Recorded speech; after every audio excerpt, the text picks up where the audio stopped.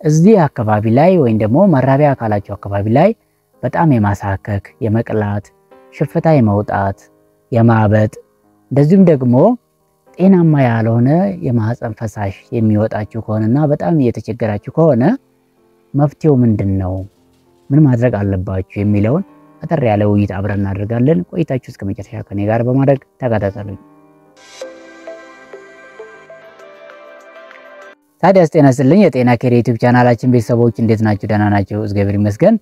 ዛሬ አብረን የምንወያየው እንደተለመደው ታዲያ በየሳምንቱ ስለ ጤና በተለያየ ርዕስ ዙሪያ ላይ እንወያያለን። የዛሬው ውይይታችን ብዙ ሴቶች እህቶቻችን እየጠየቁኝ ጥያቄ ነበር። በዛ ዙሪያ ላይ አብረን አጠር ያለ ውይይት እንድናደርግ ነው። እስከ መጨረሻው ከኔ ጋር በመሆን ተከታተሉኝ። ለቻናላችን አዲስ ሆናችሁ ቻናላችንን ሰብስክራይብ፣ ላይክ፣ ሼር በማድረግ እንደዚሁም ሐሳብ አስተያየት ካላችሁ በኮሜንት ስር ጻፉልኝ እያልኩኝ ወደ ውይይቱ አብረን እናልፋለን። ዛሬ ታዲያስ አብረን የምንወያየው እዚህ አካባቢ ላይ የሚያሳክካችሁ እንደዚሁም ደግሞ ሽፍታ የሚወጣባችሁ ሌላው ነገር ደግሞ ያልተለመደ ጤናማ ያልሆነ የማህፀን ፈሳሽ የሚወጣችሁ በዚህ ዙሪያ ላይ አብረን እንድንወያይ ነው። በዚህ ዙሪያ ላይ ያልኳችሁ ወይም ደግሞ ስሙን ያልጠራውበት ምክንያት እንደሚታወቀው እኛ የምናስተምረው ሜዲካል ወርድ ነው፣ የሳይንስ ቋንቋ ስለሆነ ያ የምናወራው ቋንቋዎች ደግሞ በዩቲዩብ በኩል ተመራጭ አይሆኑ ወይም ደግሞ ቃላት የምንጠቀመው ቃላቶች እንደሌላ ነገር እየተወሰዱ ቪዲዮ በአግባቡ ሁሉም ሰው ጋር እንዳይደርስ ስለሚገደብ ነውና ይገባችኋል ብዬ ነው የማስበው። በዚህ ዙሪያ ላይ እንድናወራ ነው የምፈልገው። ታዲያ ብዙ ሴቶች እህቶቻችን እዚህ መራቢያ አካል አካባቢ ላይ የማሳከክ፣ ሽፍታ የማውጣት ወይም ደግሞ የመቅላት አልፎም ደግሞ ጤናማ ያልሆነ ከማህፀን የሚወጣ ፈሳሽ ያስቸግራቸዋል ማለት ነው። ይሄ ታዲያ መፍትሄው ምንድነው? እንዴት መከላከል ትችላላችሁ በሚለው ዙሪያ ላይ ነው ዛሬ አብረን የምንወያየው። ታዲያስ ዋና 6 ነጥቦችን ዛሬ አብረን እንወያያለን። በመጀመሪያ ይዤላችሁ የቀረብኩት መፍትሄ ምንድነው? በአግባቡ ንጽህናችሁን መጠበቅ ነው። በአግባቡ ንጽህናችሁን ስትጠብቁ ማድረግ ያለባችሁ አንደኛው ደግሞ መራቢያ አካል አካባቢ ላይ ለብ ባለ ውሃ መታጠብ ያስፈልጋችኋል። ወይም ደግሞ ለብ ያለ ውሃ ውስጥ ትንሽዬ በአንድ ማንኪያ ጨው ታደርጉና ውሃውን ሳፋ ውስጥ ጨምራችሁ ቢያንስ በሳምንት 3 ቀን ውስጡ ዘፍዘፍ ማለት ያስፈልጋል ማለት ነው። በዚህ ለብ ባለ ውሃ ማለት ነው። ያ የሚጠቅማችሁ ጥቅሙ ምንድነው? የተለያየ ማይክሮ ኦርጋኒዝም እንደዚሁም ደግሞ የተለያየ ባክቴሪያ፣ ፈንገስ፣ ቫይራል የሆነ ነገርም ሊሆን ይችላል በቀላሉ እዛ አካባቢ ላይ እንዳይራቡ ያግዛቸዋል ማለት ነው። ይሄ ደግሞ ሊመጣበት የሚችለው ምክንያት ታፋችሁ መካከል ላይ ከስራ ብዛት የተነሳ ወይም ደግሞ ከምትለብሱት ልብስ ምክንያት የተነሳ ሊያልባችሁ ይችላል። ያኔ ሲያልባችሁ ደግሞ ሰውነታችሁ ሊተሻሽ ይችላል። ያኔ ሲተሻሽ ሊላጥም ይችላል፣ ሊቆስል ይችላል ማለት ነው። በዛን ጊዜ ታዲያ ሰውነታችሁ የተለያየ ባክቴሪያ እዛ አካባቢ ላይ ከተገኘ በቀላሉ እንዲራባ፣ እንዲያቆስላችሁ፣ የሽንት ፊኛ ኢንፌክሽን እንዲያጋጥማችሁ ሊያደርግ ይችላል። ለዚህ ደግሞ መፍትሄው ምንድነው? ለብ ባለ ውሃ መታጠብ ወይም ደግሞ ዘፍዘፍ ውስጥ ማለት በጣም ትልቅ ፍቱን ነው ማለት ነው። ሁለተኛው በዚህ በንጽህና ዙሪያ ላይ የምትታጠቡበት ሳሙና መለየት ያስፈልጋችኋል። ማንኛውም ሳሙና ገላችሁን የምትታጠቡበት ወይም ደግሞ ልብስ የምትታጠቡበት ሳሙና እዚህ አካባቢ ላይ ዝም ብላችሁ ልትታጠቡበት አትችሉም። ወይም ደግሞ የጠንካራ የሆነ ሳሙና መራቢያ አካል አካባቢ እንድትታጠቡበት አይመከርም። እንዲሁ በተጨማሪ ደግሞ ከፍተኛ ሽታ ያለው ሳሙና አይመከርም። ስለዚህ ቀለል ባለ ሳሙና ብትታጠቡ ይመከራል። አለርጂ እንዳያመጣባችሁ፣ ሽፍታ አምጥቶ የተለያየ ቁስለት እንዳያጋልጣችሁ ቀለል ባለ ሳሙና መታጠብ ያስፈልጋችኋል። ስትታጠቡ ደግሞ በደንብ አሽታችሁ መታጠብ የለባችሁም። በተፈጥሮ ኖርማል ፍሎራ የሚባል ባክቴሪያ ያ ኖርማል ፍሎራ ደግሞ በደንብ አሽታችሁ የምትታጠቡ ከሆነ ከቦታ ይወገዳል። ያ ኖርማል ፍሎራ የተለያየ ባክቴሪያ፣ ፈንገስ፣ ቫይራል ነገር እንደዚሁም የተለያዩ ማይክሮ ኦርጋኒዝም ወደ ውስጥ እንዳይገቡና ኢንፌክሽን እንዳያጋጥማችሁ የሚከላከል እንደ ጋርድ ወይም ደግሞ እንደ ዘበኛ የሚጠብቅ ነውና በደንብ አሽታችሁ በምትታጠቡበት ሰዓት ያ ኖርማል ፍሎራ ከቦታው ይነሳል። ስለዚህ ስትታጠቡ በደንብ አሽታችሁ መታጠብ የለባችሁም። ስትታጠቡ ደግሞ ከዚህ ከፊት ለፊት ወደ ኋላ መሆን ያስፈልገዋል ማለት ነው። ሌላው በዚሁ ስር የምናየው ነጥብ መራቢያ አካል አካባቢ ድርቀት እንዲኖረው ማድረግ አለባችሁ። ላብ እንዳይኖር፣ የተለያየ እርጥበት እንዳይኖር ተጸዳድታችሁ ስትመለሱ ቀለል ባለ ፎጣ በንጹህ ፎጣ ማደራረቅ ያስፈልጋችኋል። ያ ለምንድነው የሚጠቅመው? እርጥበት ኖሮ የተለያየ ባክቴሪያ በቀላሉ እንዳይራባ ድርቀት እንዲኖረው ማድረግ ያለባችሁ ማለት ነው። እንደዚሁም ደግሞ ኮተን የሆነ ልብስ መልበስ ያስፈልጋችኋል። አየር የሚያስገባ ልብስ፣ በጣም እንዳይሞቃችሁ የሚያደርግ ልብስ መልበስ ያስፈልጋችኋል ማለት ነው። እዛ አካባቢ ላይ የሚገኘውን እርጥበት መጠጥ እንዲያደርግላችሁ ኮተን የሆነ ልብስ ብትለብሱ ይመረጣል ማለት ነው። ሁለተኛ ዋናው ነጥብ ኢሪተንት የሚያደርጋችሁ ወይም ደግሞ የሚያቃጥላችሁ የተለያዩ የፕሮዳክሽኖች ምርቶች አሉ። እነዛን ነገሮች ለምሳሌ ሳሙና፣ ሎሽን፣ እንደ ስፕሬይ፣ የተለያዩ አይነት ዶድራንት ምናምን ሊሆን ይችላል። እንደዚህ አይነት ነገሮችን መጠንቀቅ ያስፈልጋቸዋል።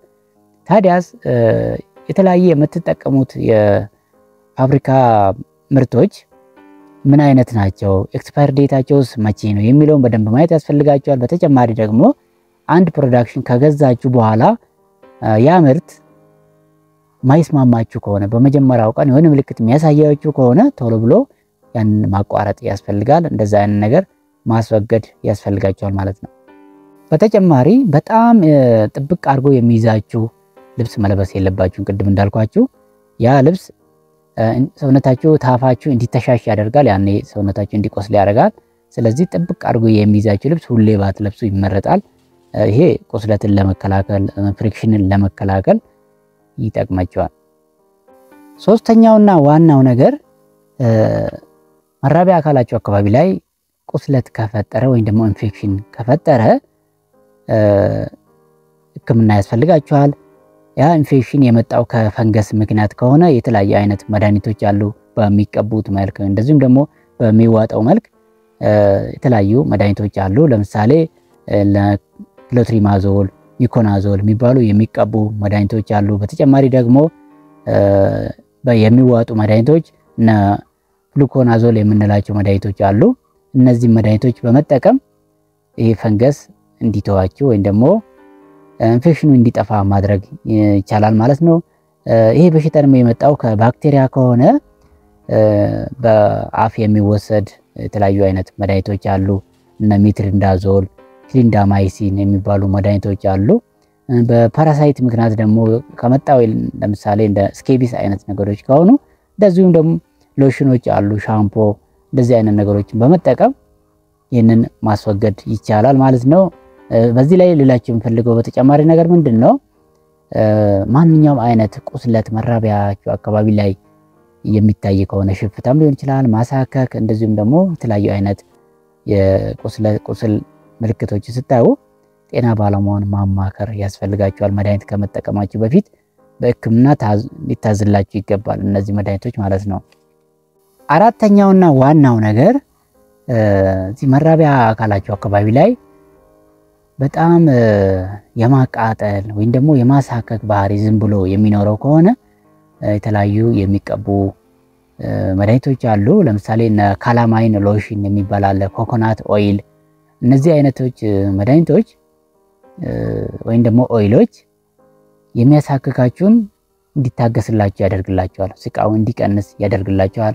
በተጨማሪ ደግሞ በጣም የሚለበልባችሁና የሚያሳክካችሁ ከሆነ ኮልድ ኮምፕረስ ማድረግ ያስፈልጋችኋል። ወይም ደግሞ ቀዝቃዛ ውሃ ወይም ደግሞ ወረዶ ሊሆን ይችላል እላው ያዝ ማድረግ ያስፈልጋችኋል። ይሄ ኢንፍላሜሽኑ እንዲቀንስ ያደርግላችኋል ማለት ነው። በተጨማሪ ከአለርጂ ምክንያት የሚያማችሁ ከሆነ ደግሞ አንቲሂስታሚኖች አሉ። የተለያየ አንቲሂስታሚን አለ እና ሲትሪዚን ወይም ደግሞ ሎራታዲን የሚባሉ መድኃኒቶች አሉ። እነዚህ በጤና ባለሙያ ነው የሚታዘዝላችሁ። እንደዚህ አይነት መድኃኒቶችን መጠቀም አለርጂውን መቀነስ ያስፈልጋል። እየቆየ ሲሄድ ሌላ ኢንፌክሽን እንዳያመጣባችሁ ማለት ነው። እነዚህ መድኃኒቶች ለጊዜው የሚያሳክካችሁን ሊያስታግስላችሁ ይችላል። ስለዚህ ካመማችሁ ቶሎ ብላችሁ ወደ ጤና ተቋም በመሄድ መታየት ያስፈልጋችኋል ማለት ነው። ሌላው ቅድም ያልኳችሁ ነገር ነው። በዚህ ስር የምናየው አንድ ፕሮዳክሽን ገዝታችሁ ወይም ደግሞ የሆነ ሳሙና ሎሽን ሊሆን ይችላል፣ የተለያዩ ዲዮድራንቶች ሊሆን ይችላሉ፣ ስፕሬይ ምናምን ያ የገዛችሁት አዲስ ፕሮዳክሽን የሆነ አዲስ ባህሪ የሚያመጣባችሁ የሚያሳምማችሁ ከሆነ ቶሎ ብላችሁ ያንን ማቆም ማስወገድ ያስፈልጋችኋል።